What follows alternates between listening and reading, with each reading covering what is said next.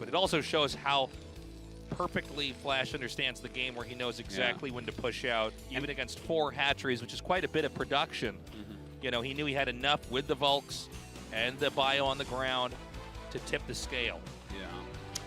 I've heard, you know, that last map, Horizon, like I said, I thought that would be the hardest map for FlaSh in the pool. He's definitely said some negative things about the map, about how difficult it really can be, and totally you can kind of see that reflected, especially in those close-by air spawns, right? It's just, what are you supposed to do there? That is a very tough situation. Now, Polypoid, this is going to play so much more normally. This is like a more interesting version of Fighting Spirit or something, where there's some additional terrain changes, some more interestingly placed bases. If we are going to have a long game, a long macro game, it should be this map. I think you're right. Yeah. It does seem like most of the TVZs with FlaSh here don't go to late game very often. Most of any of his games don't go to late game. Yeah. Like, you make a certain amount of mistakes and he kills you generally.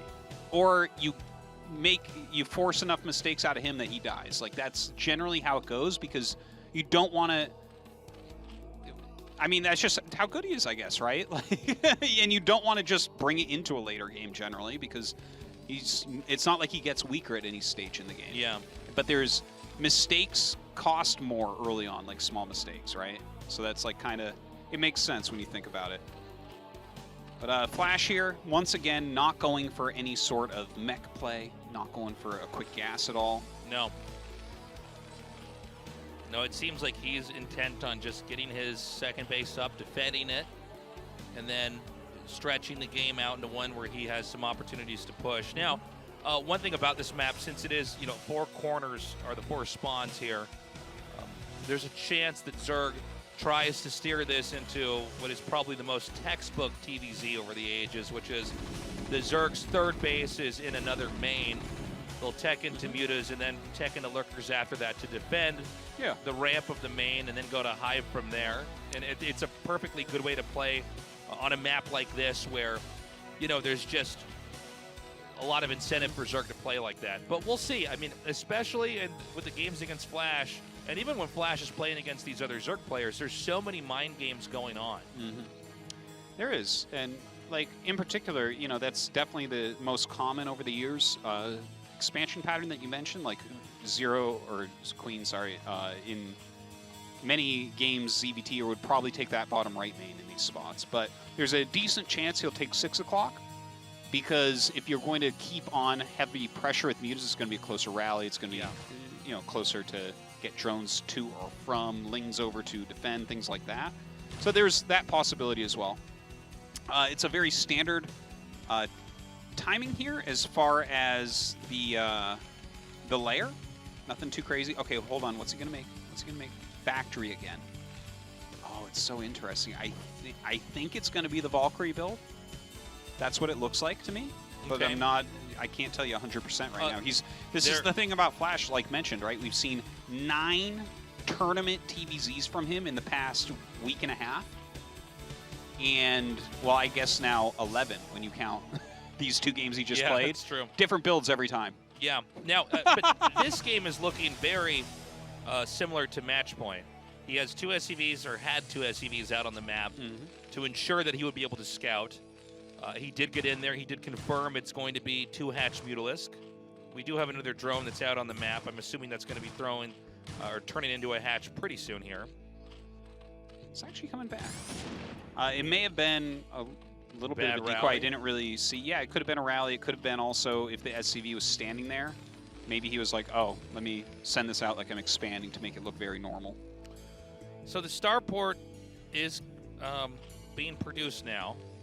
Do we have a bunker? I thought we had a bunker, right? I believe he has a bunker, Yeah, he does. Okay. Be surprised if he didn't. Just you got to be careful against mass lings. Yeah, and actually, the time that he masses slings, this is a lot of Zerglings. FlaSh, I was telling you about it before the show. He has a new timing that he moves out at 450 with 9 Marines and 2 medics. Yeah, which is a fantastically strong build that we saw in KCM. He's not using it here, but Queen was ready in case that was it, because he doesn't know what this is yet. So this is a really strong play here. You have 6 slings in the front, which is It was speedlings. That's always enough to catch an SCV. But behind it, you have many, many, many, many, many more lings. If FlaSh moves out, dead. Yeah. But he's not moving out because he's teching up very quickly, which makes these lings pretty useless. Can he make more lings? Is there any value in that? Because, you know, a Valkyrie doesn't help against lings at all. It is this building placement that FlaSh has, you're not going to break it. It's just, by the time you get up there with the lings enough to try to break it, his SCVs will be on top of it repairing. Oh, I really like this. Oh! It's moves like that, though, can be tricky. Like, if FlaSh overcommits Marines walking to the right and, like, they aren't in the bunker or something, maybe you can sneak your way in.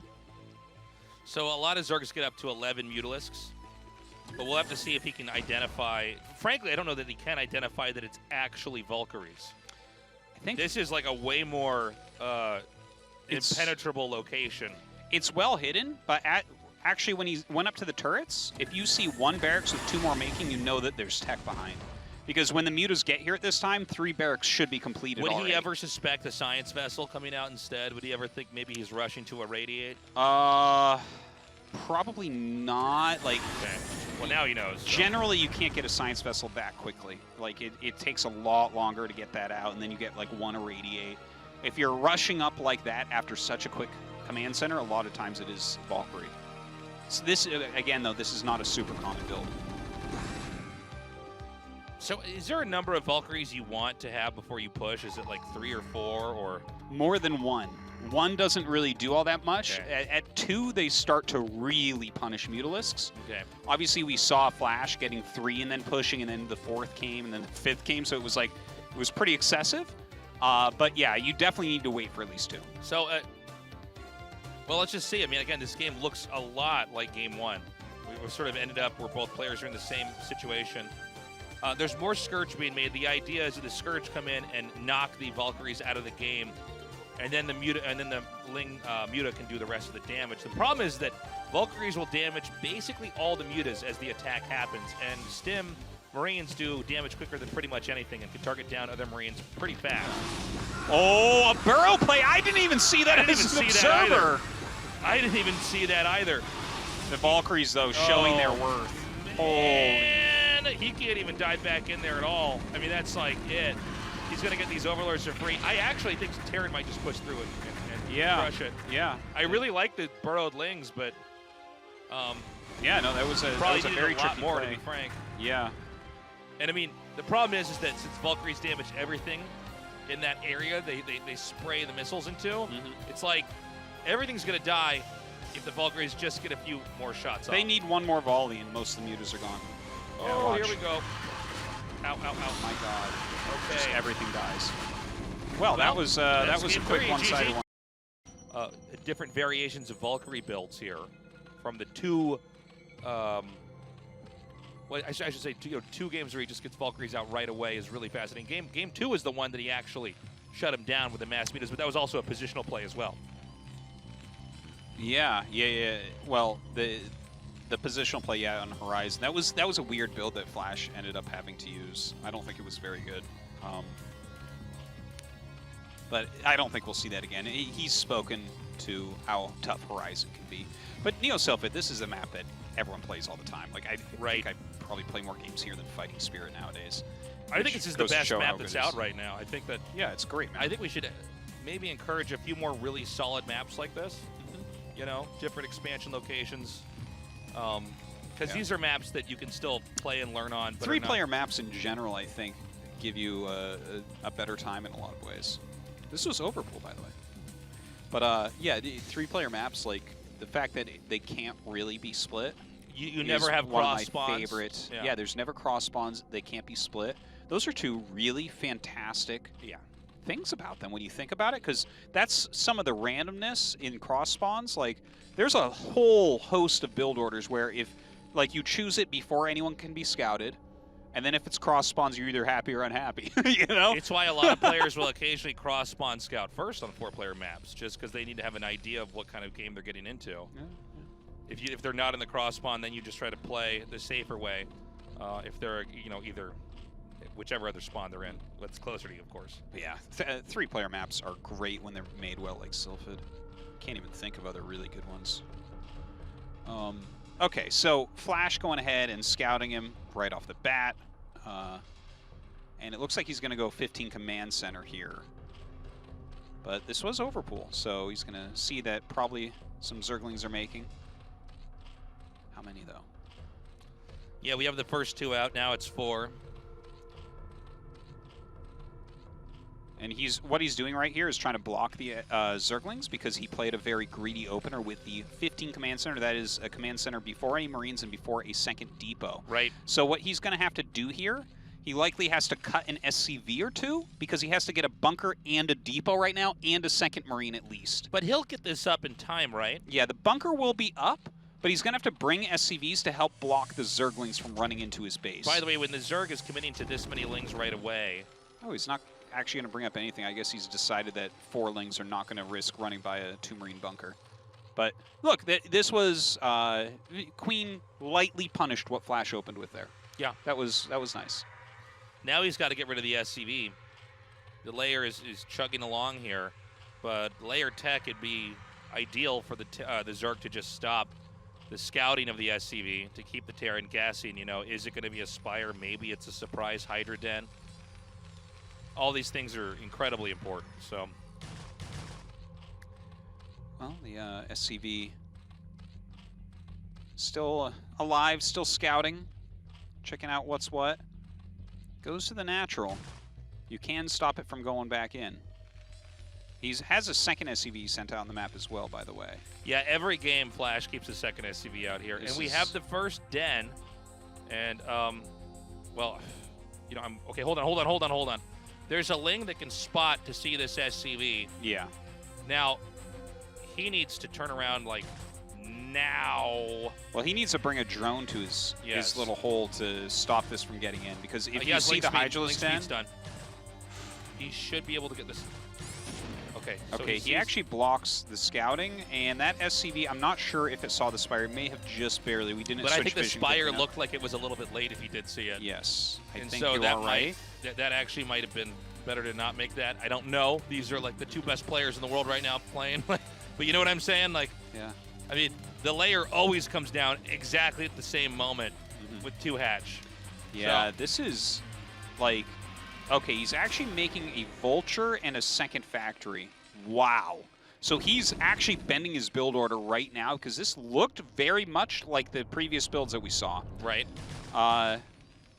I think the Vulture is to force its way out to check what's going on. And yeah, he goes add-on behind it. So this is exactly what's going on here, I think.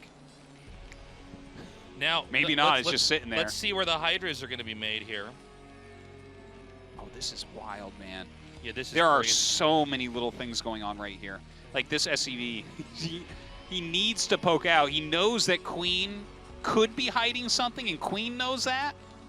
So it's this little kind of mind game going on. Oh my god, he's just going to go with a Ling Hydra bust. Oh, is it not Lurkers at all? I don't think so, Tasteless. Like, he's just got these Hydras sitting there. I think he's maybe waiting for Hydra speed to the thing finish is, or something? Lurker would actually just kill him. Yeah, that's what I'm saying. Okay, it is Lurker. Get the other Lurker! There is a possibility that he can just kill him with this, but there's 2 factories being made, and Lurker or Ling is not good against mech unless you get them without detection. That's like the only situation where the mech is in trouble. Okay. He'll have 3 Lurkers and a 4th one just a little bit later on, but he needs to get in there right now. Ooh. Here we go, here we go, here we go. Oh my god, I don't know if FlaSh is going to be able to hold this. He gets around that bunker in a matter of seconds. Definitely not enough here to fight off that entire Zerg army. And now he's going to try to push through here. The Lurkers can leapfrog, opening up access over here to the natural. The SCVs have to be sacrificed just to buy time. Yeah, he does need to buy that time. He's bringing SCVs up right now. He needs to block those Lurkers. They can't get any further. The Lings on top of the Goliaths right now. Goliaths can be microed against Lings heavily, and he is doing that. But so many SCVs have already fallen. GG, he taps out.